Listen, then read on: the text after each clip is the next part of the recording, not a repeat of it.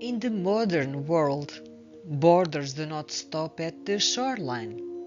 At sea, they extend hundreds of miles beyond land, shaping who can fish, who can extract resources, and who is responsible for protecting them.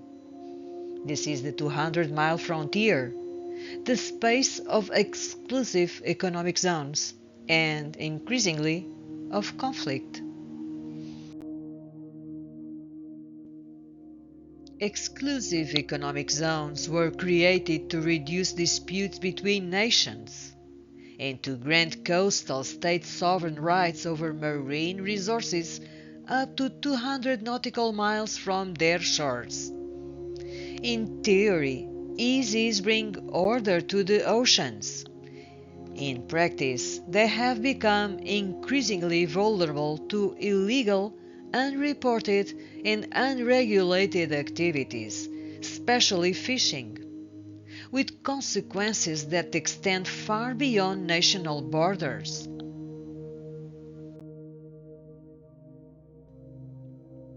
Before EEZs, the oceans were largely treated as res nullius, belonging to no one. This absence of ownership encouraged overexploitation, escalating conflicts, and rapid depletion of nearshore resources.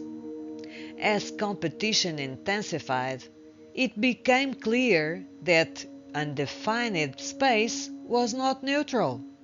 It was unstable, politically, economically, and environmentally.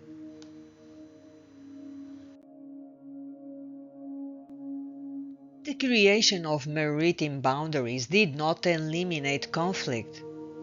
From the Cod Wars in the North Atlantic to the Turbo War in the 90s, fisheries have repeatedly triggered diplomatic crises and naval confrontations. Many of these disputes continue today, revealing that legal lines on maps do not automatically resolve competing interests at sea.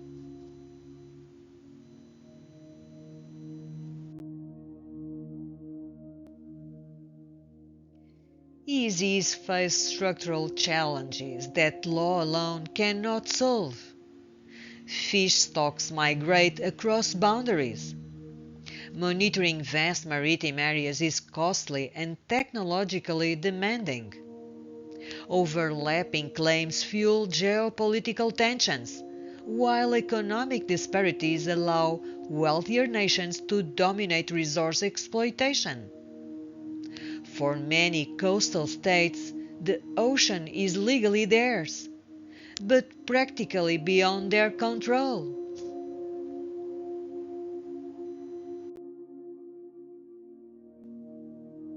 The United Nations Convention on the Law of the Sea provides the legal foundation for EEZs.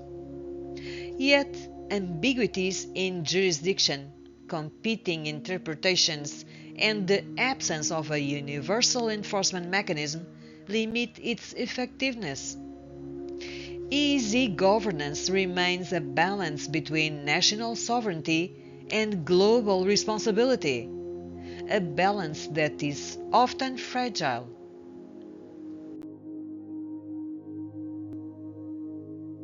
The 200-mile boundary was not arbitrary. It reflects a compromise between ecological realities, economic interests, and practical enforcement during the UNCLOS negotiations in 1982. The intention was to enable sustainable use of marine resources while preventing overexploitation and illegal activity. Whether this balance has been achieved remains an open question.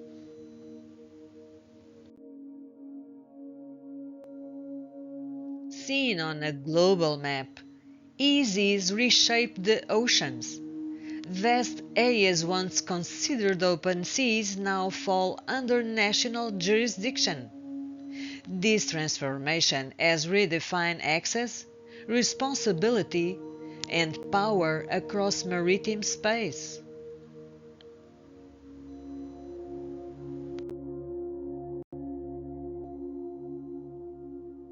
Illegal, unreported, and unregulated fishing, known as IUU fishing, undermines both conservation efforts and economic stability.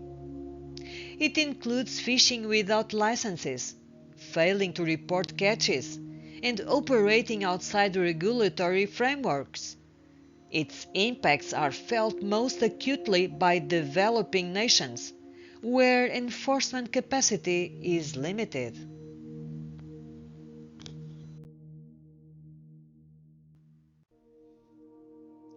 IUU fishing thrives where incentives are high and oversight is weak.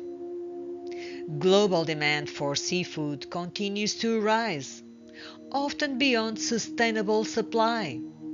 Many EEZs are vast and remote, making monitoring difficult. Migratory species cross borders, complicating management, and international cooperation on enforcement remains inconsistent.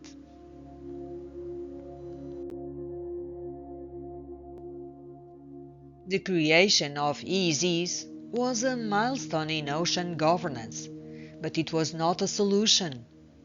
Enforcement gaps allow IUU fishing to persist, with developing nations bearing disproportionate economic and ecological losses. New tools, from satellite tracking to AI driven monitoring and port state measures, offer promise, but governance remains uneven.